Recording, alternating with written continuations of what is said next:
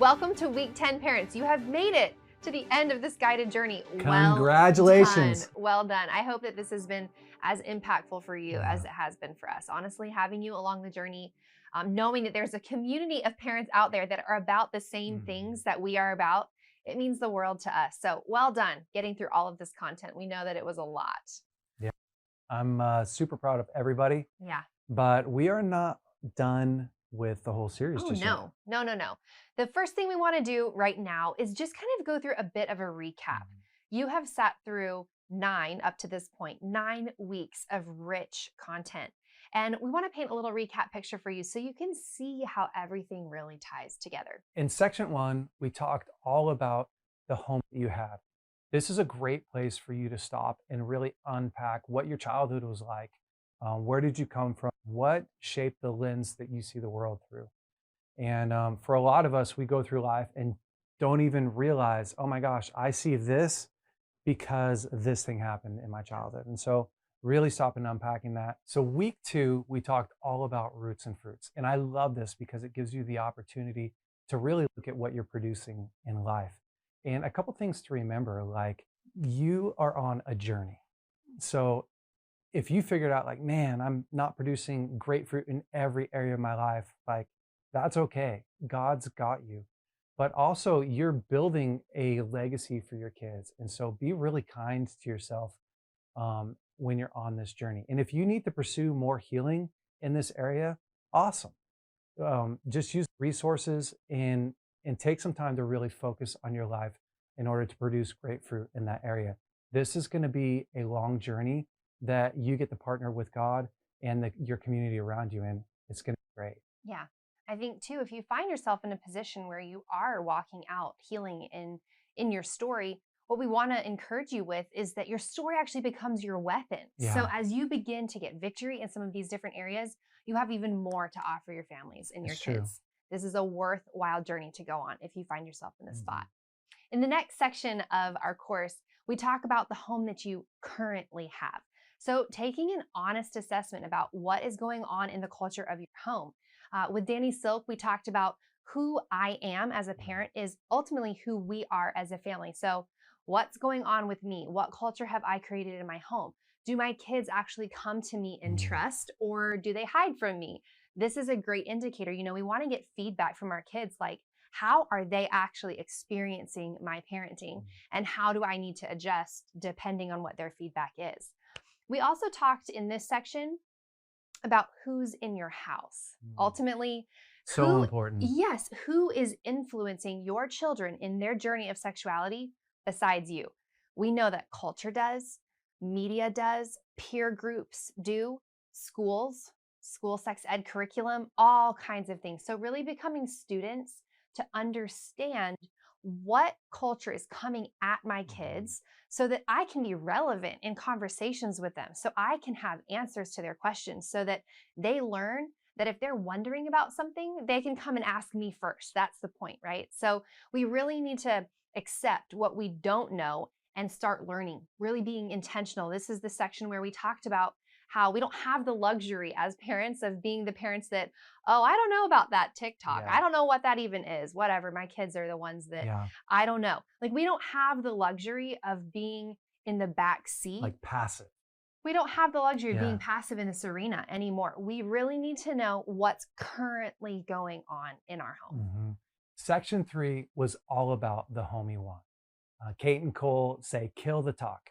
We can't expect to have one conversation about the birds and the bees and then not have to say anything else to your kids. Exactly. You know, we really want to have a continuing, ongoing culture where your kids can come and talk to you. Yeah. We actually talked about creating a culture of connection, curiosity, and communication. We want connection to be the goal. We want to establish that our kids can come to us with their questions and that we can come to them with questions, and that we can have an ongoing dialogue. This is an intentional culture that we want to create. Then we had Dr. Stan Jones with us, and oh my goodness. Super awesome. He was amazing, and he unpacked for us age-based, appropriate conversations based on developmental stages of your children's lives. He gave us some incredible keys to understanding what and why our kids are processing when they are, and how do we engage with them as parents. He also gave us an incredible biblical overview of healthy sexuality and helped us understand that sexual development is actually a part of character development. That may be a piece that people want to go back and rewatch because there's so much good content in there. And sometimes it's hard to know when to unpack stuff with your kids. Right. So brilliant Such session. a brilliant expert. Yeah. That was incredible. In this last session, we talked about what now? Okay, we've got an understanding of these foundations that we need to lay. We understand some of the context that we're raising our kids in. We know some of the challenges ahead of us. But what do we do now with the actual conversations and the hard topics that we come across with our kids? I loved having Dr. Glenn and Phyllis Hill with us. They're brilliant. From Connection Codes. They really unpacked for us some practical tools for communication, how to make connection the goal in our actual verbiage with our kids. I loved some of the stories and examples they had, but ultimately, if you realize that you don't yet know how to have these kinds of conversations, that would be a lesson I would go back and rewatch because they had such practical tools there. In week 9, we had a conversation with Ken Williams and Elizabeth Wanning. And, you know, gender confusion and what's happening inside of our culture in that arena is very profound. Our kids are facing a reality that many of us never grew up facing. It is in their face. And Ken and Elizabeth unpacked for us some of the culture and agenda behind LGBTQ movement and really helped us understand a little bit more about what our kids are facing in that area. I love what they challenged us with too, even how they challenged us to approach our kids and culture, obviously from a place of love and compassion, but from a place of biblical truth, knowing that Jesus actually has a design for us as men and women. We are born a certain way, and as we raise our kids to be confident in their identities, they're going to be able to face some of these cultural challenges so much easier, and that we as parents would be really engaged with them in that journey. Mission critical. It is, and it's so critical that our kids aren't confused growing up, that we lay a really good foundation of healthy identity and just a healthy view on how God created each one of us so that we can reach and access the full potential of who he's created us to be. So, man, what a brilliant session. Yeah, ultimately, you know what, parents, what we would want you guys to take away from all of these sessions is just that there's a lot to it, right? There's a lot to parenting our kids healthily in sexuality, but you as a parent were designed by God to be a leader in your kids' lives in this area. We do not have to be afraid, regardless of all the things that are coming at us, coming at our kids, the challenges that we might see. We do not have to be afraid. And we are partnering with the power and love of God, how he's created us, who he's created us to be. Us being leaders in this arena is as natural as breathing air. We were designed for this. You were designed for this. So well done making it through. We are now at week 10. Come on. We're going to talk about an action plan because listen, you've got to know what you're doing next. You have made your way through 10 weeks of content by this point. We want you to feel really equipped to take next steps in a really intentional way. So we're going to talk about that. Yeah, the interesting thing with an action plan is when you get through a course like this, you can come to the end and be like, we did it, high five, let's move on with our life. And the truth is you just started. I kind of think of it like marriage, like, oh, we had our wedding and we're on our honeymoon and, well, it's not a finish line. The wedding day is a marriage, like, is a starting point. Absolutely. And so this is your starting point. Like, we are launching you into, okay, now let's really break down what do you need to take action in. Now that you've looked at each of the sections, what you're going to want to do is go back and think through, what is it that I really need to focus on? Where do I need to grow? Yeah, where do I need to grow? And for some of you, you're going to go, oh man, the way that I grew up, there's still a lot of pain in there. Totally. There's a lot of pain in the way I grew up. I'm not over that area. And I know that it's affecting the way I talk to my kids. It's affecting me, maybe my marriage. Okay, great. What I want you to do, if you are going back and you're like, okay, how do I create an action plan? Just go back and pick a focal point. Could be one at a time. One at a time. Could or be it can be overwhelming. Could be that pain in your past. Pick a focal point and then put a timeline. Like, I'm going to look at this for the next 2 months of my life. Hmm. Put it on your calendar. Actually stop and set some time aside to really focus. Okay, I'm going to put some time, some effort, some energy into Yes. this one place in my life. And then I need to ask myself, do I need a guide? If you find out that, okay, I know that I'm focusing on this area and I know I want to do it in this time, but you're not quite sure how to do that, how to Hmm. execute that plan, a guide's going to help you. So go back to our resource list. Um, and maybe you want to book an appointment with a counselor, or maybe you need to get a certain resource to go, okay, how do I actually address what's going on inside my life? So, for me, could be 5 steps for working through pain. There are different things resources I've used in my life to really get from A to B. And all you're really looking for in a guide is just think like a coach, somebody that can get you from point A to B to C to D. That's great. Um, your action plan needs to be really practical. Hmm. I think sometimes we create these plans for our life that we're like, I don't even understand it when I'm done, or there's not like step A, step B, Yeah. step C. It's not So measurable. when your feet hit the ground in the morning, if you don't know what to do, you got to go back to your action plan and maybe respell it out so that you go, okay, Monday through Friday, this is what I'm working on.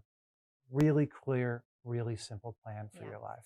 We found too that the best way to feel like you're gaining traction is to really just focus on one thing at a time. It's true. In this entire course, you might have pinpointed 5 topics where you're like, whoa, I really need to go back and listen to that again. I really need to work on my style of communication here.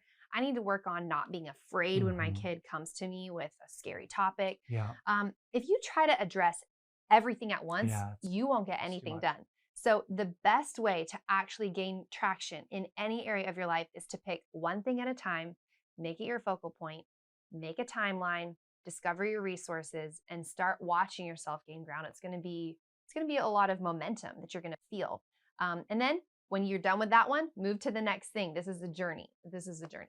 Yeah, I think in this season for you guys, your calendar and your phone should have reminders to really help you move through this season, Yeah. while you're creating and establishing a culture of different norms in your life. Mhm. And so you know that you're on track if your calendar has different appointments on it than it's ever had before. Like, ooh, we're really focusing on this as a family, or your husband and wife are focusing on that. And your calendar has some alarms like, hey, remember to start the conversation Right. softly, or remember to engage with the kids, or remember to, those are kind of the things that have really helped us Yeah.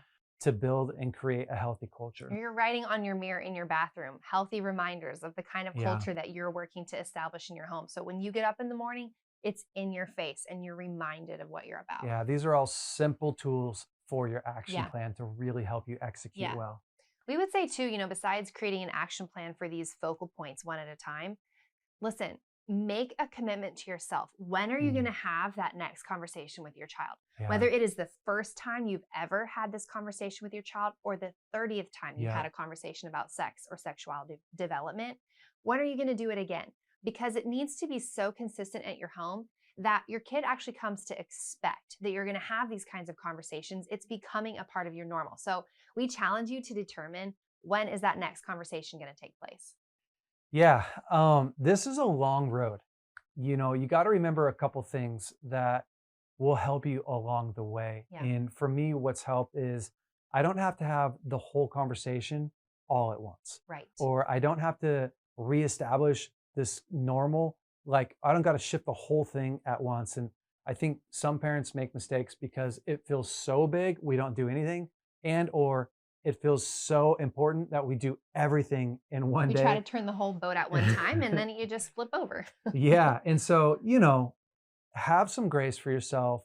Just start with maybe the easiest conversation first, Good. just the connection conversation, or Absolutely. taking interest in your kids, and then slowly work yourself, into more and more and more change as you're going, or whatever, implementing more of the plan. But you really don't have to bite the whole thing off at once. Yeah. You're playing the long game, right? Parenting is a long journey and it doesn't end when your kid is an adult. We've It's discovered true. that. We have a couple adult children and I'm telling you, they need just as much input, just as much connection as they did when they were younger. It just changes, right? It changes the dynamic. But listen, it is the long game. And if you give up when Yeah. you feel a slight failure, that's when we have failed. If we give up we failed. Don't give up. Listen, like you're going to have one day that feels awesome with your kids. You're going to have a conversation where you're convinced you have hit it out of the park. Yeah. You feel like your kid is responding and receiving, and they're talking back to you and they're opening up about their lives.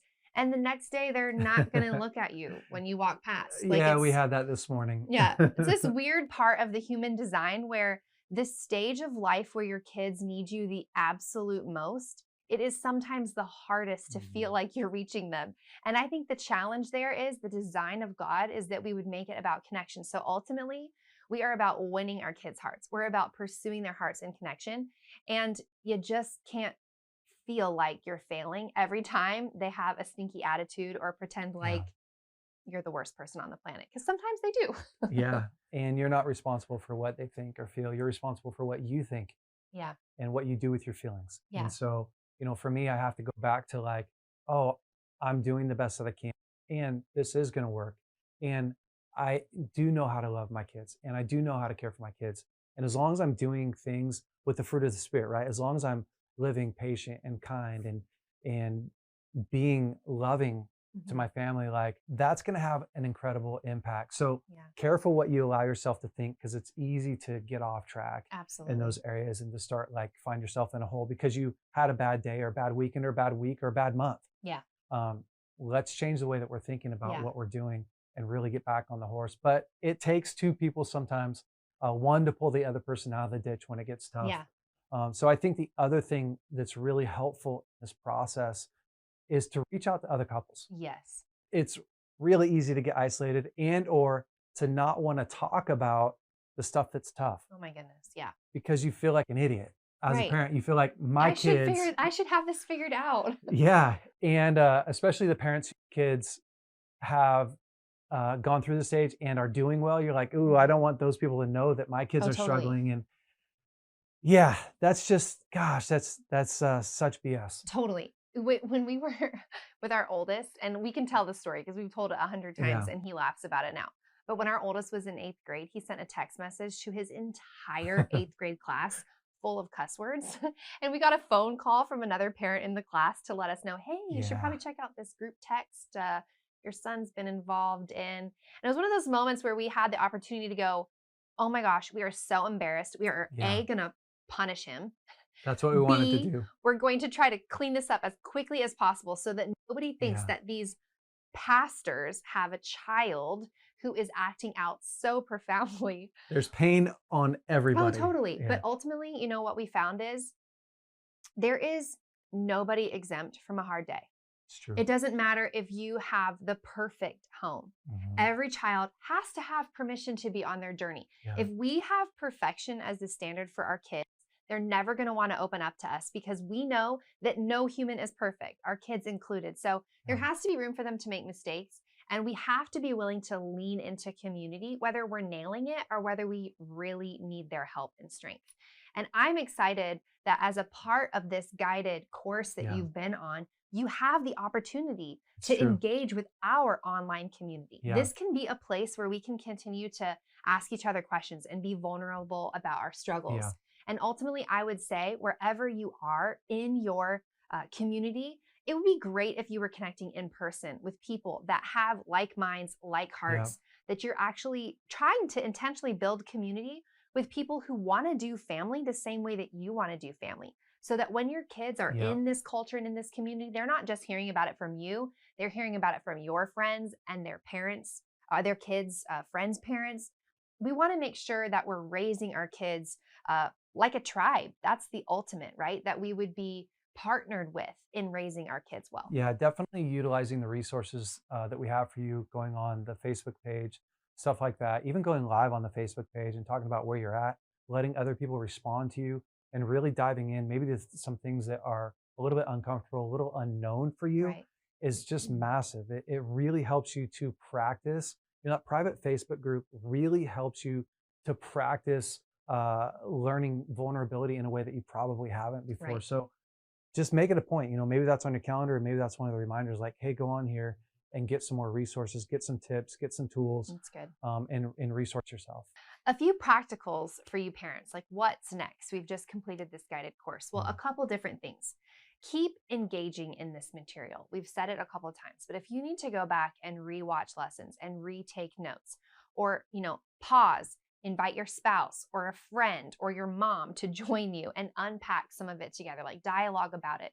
If you want to watch some of this with your kids, if they're old enough to understand the content, and it's easy to start a conversation by pushing play and saying, watch this, let's talk about it. Do you feel like this is happening in our home? How do you feel like we could improve in this area? If your kid is at a stage of life where they could have that conversation, amazing. Re-engage with this material as much as you need to. Yeah, sometimes I think we do this when we read books a lot, is our goal is to get through the book, Right. not necessarily to learn the principles and then re-engage Right. and ask myself, do I really know this? Yeah. And so going back and re-listening, re-watching, re-engaging Yeah. really helps you to get the principles, because we're not trying to just get you through the course. No. The goal isn't to get through. The goal is to really learn and assimilate. And the chances that you got it the first time around, Right. you'd be one of the few. Absolutely.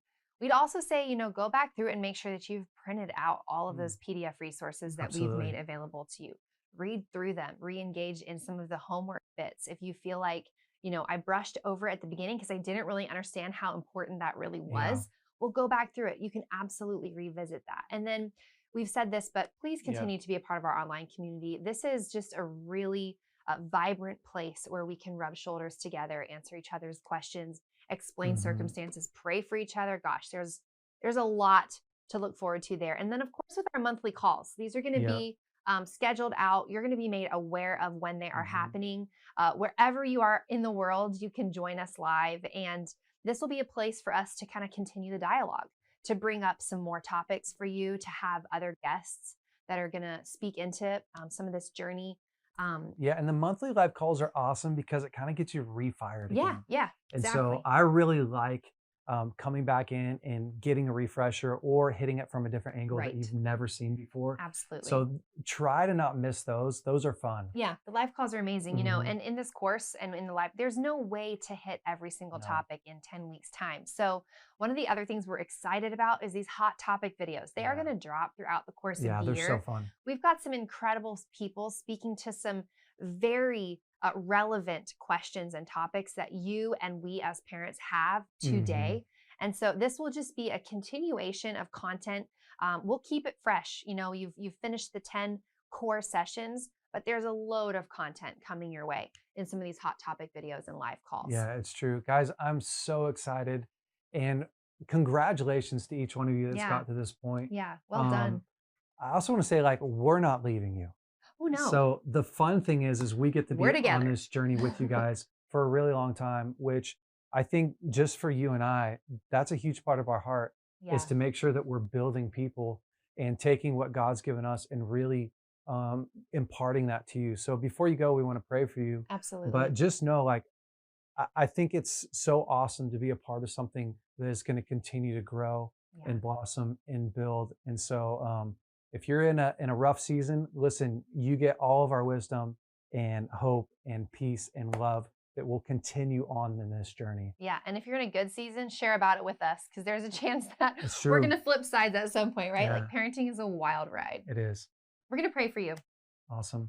Father, I thank you so much for each person that's on this journey. Yeah.